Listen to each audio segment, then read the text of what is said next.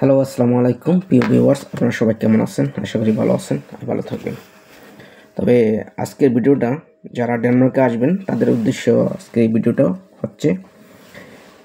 তাদের উদ্দেশ্য হলো যারা ডেনমার্কে আসবেন, অনেকে জানেন আর অনেকে জানেন না যে ডেনমার্ক কত ঘন্টা ডিউটি করতে হয়, সাপ্তাহিক বা দৈনিক বা মাসিক কত ঘন্টা টোটাল ডিউটি করতে হয়।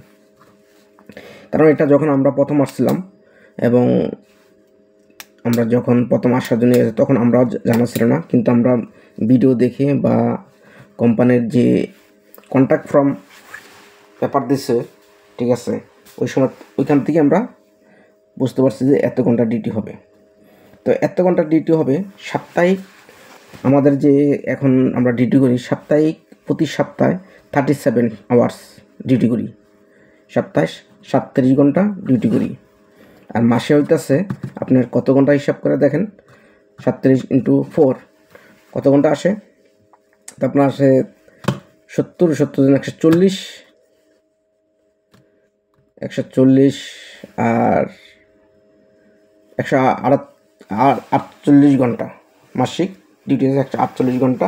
আর বাকি সপ্তাহে 2 দিন ছুটি থাকে, শনিবার এবং রবিবার। এই 2 দিন ছুটি থাকে, 5 দিন ডিউটি করতে হয়। 5 দিন আপনার ডিউটি করতে হয়। 5 দিন ডিউটি আপনার আমরা যে করতেছি এখন 4 দিন করি 7.5 ঘন্টা করে, আর ফ্রাইডে করি মাত্র 7 ঘন্টা করে ফ্রাইডে। তো কটার থেকে কটা পর্যন্ত ডিউটি করি?